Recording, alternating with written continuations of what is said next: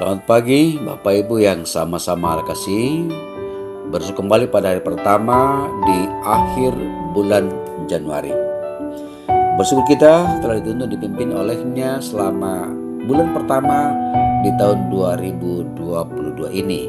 Perkenannya melayakkan kita, dan jikalau perkenan melangkahkan kita ke bulan yang kedua di tahun 2022 ini. Karena itu mari kita sama-sama mempersiapkan waktu kita, hati kita duduk di sekitar sabda Allah untuk disapa sebagai ungkapan syukur dan mohon pimpinan tuntunannya.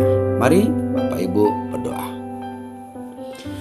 Di hari terakhir di bulan Januari ini Allah, hari pertama di minggu ini, Engkau izinkan kembali kami untuk duduk bersama di sekitar sabdamu untuk disapa oleh sabda Allah dalam menjalani hidup yang Allah anugerahkan. Bersabdalah, kami telah sedia mendengar. Dalam nama Tuhan Yesus kami berdoa. Amin. Bapak Ibu, saudara-saudara yang sama-sama Allah kasih, Artos edisi Senin 31 Januari. Bacaan kita pertama Korintus pasal 14 ayat 18 sampai 25. Firman Tuhan, aku mengucap syukur kepada Allah bahwa aku berkata-kata dengan bahasa roh lebih daripada kamu semua. Tetapi dalam pertemuan jemaat aku lebih suka mengucapkan 5 kata yang dapat dimengerti untuk mengajar orang lain juga daripada beribu-ribu kata dengan bahasa roh.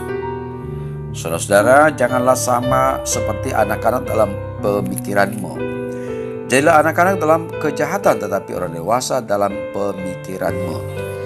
Dalam hukum Taurat ada tertulis, oleh orang-orang yang mempunyai bahasa lain dan oleh mulut orang-orang asing, aku akan berbicara kepada bangsa ini. Namun demikian mereka tidak akan mendengarkan aku, firman Tuhan. Karena itu karunia bahasa roh adalah tanda bukan untuk orang yang beriman, tetapi untuk orang yang tidak beriman. Sedangkan karunia untuk bernubuat adalah tanda bukan untuk orang yang tidak beriman, tetapi untuk orang yang beriman. Jadi, kalau seluruh jemaat berkumpul bersama-sama dan tiap-tiap orang berkata-kata dengan bahasa roh, lalu masuklah orang-orang luar atau orang-orang yang tidak beriman, tidakkah akan mereka katakan bahwa kamu gila? Tetapi kalau semua bernubuat, lalu masuk orang yang tidak beriman atau orang baru, ia akan diyakinkan oleh semua dan diselidiki oleh semua. Segala rahasia yang terkandung di dalam hatinya akan menjadi nyata, sehingga ia akan sujud menyembah Allah dan mengaku, sungguh Allah ada di tengah-tengah kamu. Demikian sabda Allah. Saudara-saudara yang sama-sama Allah kasihi, Surat Paulus pertama kepada gereja di Korintus memberi kita suatu pandangan realistis dari gereja mula-mula.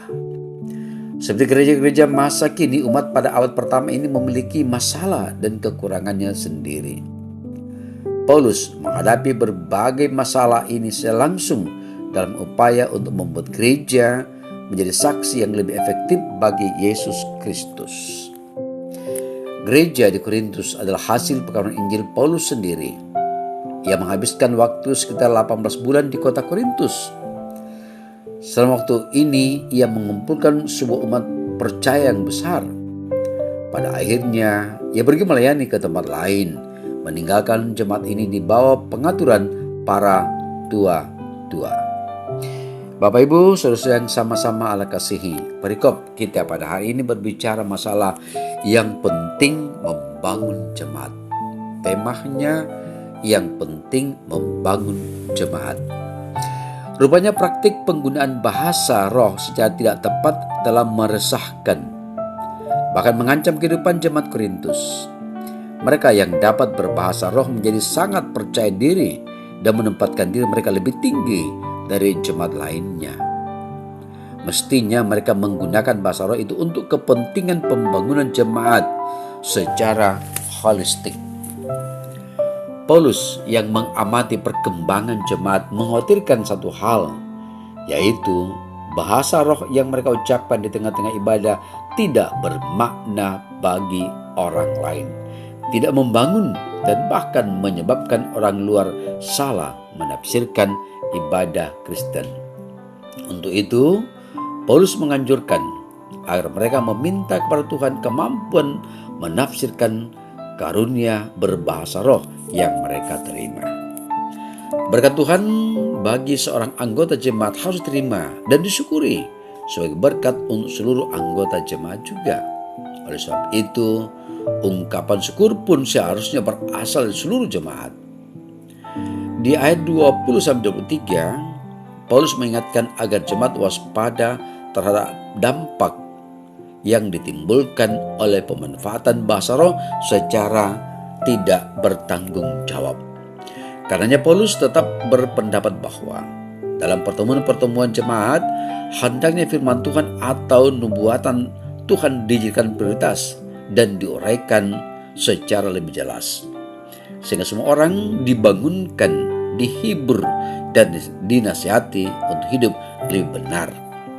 Bapak, Ibu, Saudara yang dikasihi Tuhan, hendaklah hidup kita mencerminkan kehendak Tuhan yang berdampak, membangun, menghibur, dan menasihati baik diri sendiri maupun sesama. Roh Kudus menolong kita, dan Tuhan Yesus memberkati. Amin. Bapak, Ibu, saudara-saudara yang sama-sama Allah kasih, mari berdoa. Padamu ya Allah, kembali kami mengangkat syukur pujian. Sabdamu mengingatkan kembali kami akan keragaman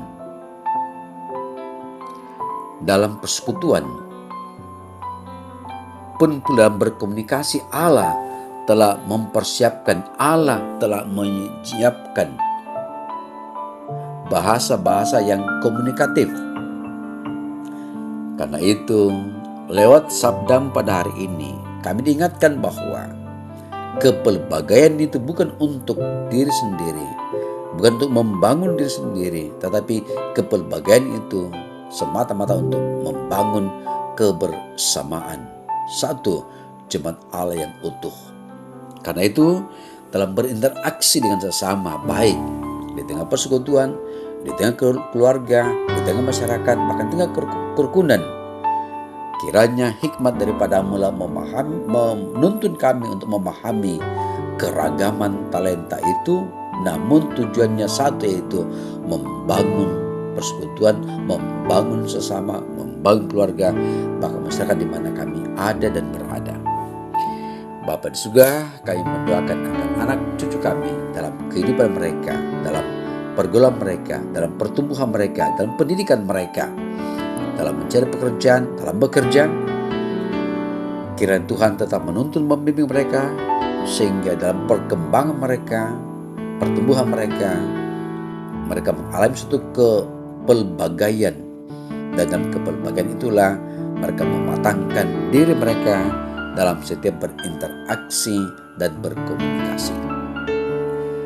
Bapa juga, kami mendoakan akan warga jemaat Tuhan yang dalam kelemahan tubuh karena usia lanjut dan pula karena sakit penyakit, baik yang dirawat di rumah sakit maupun yang dirawat di rumah mereka masing-masing. Tuhan memedulikan mereka, memberkati pelayanan kepada mereka dan semua yang mengambil bagian di dalamnya, sehingga anak-anakmu yang dalam kelemahan tubuh ini dapat dikuatkan dan dipulihkan. Pun pula warga jemaat, kaum keluarga dari persekutuan yang mengalami duka cita karena orang yang mereka kasih dan yang mengasihi mereka, Allah istirahatkan dari aktivitas mereka. Kami percaya bahwa semuanya dalam rancangan-Mu, dan rancangan-Mu adalah rancangan damai sejahtera. Hikmat daripadamu lah kepada keluarga, kepada persekutuan, kepada anggota kerukunan mensikapi duka ini. Pimpinkan Tuhan sepanjang hari ini di dalam kami beraktivitas. Karena doa kami, permohonan kami, syukur kami, dengarkanlah karena semuanya kami alaskan dalam nama Yesus Tuhan kami hidup. Amin. Bapak Ibu, demikianlah kita pada hari ini, akhir Januari 31 di 2022, dan jika berkenan esok kita masuk ke 1 Februari 2023. Selamat pagi, salam sejahtera. Tetap jaga protokol kesehatan dengan memakai masker, dengan mencuci tangan, dan tetap menjaga jarak. Mengingatkan satu dengan yang lain. Selamat pagi, salam sehat, Tuhan beserta kita. Amin.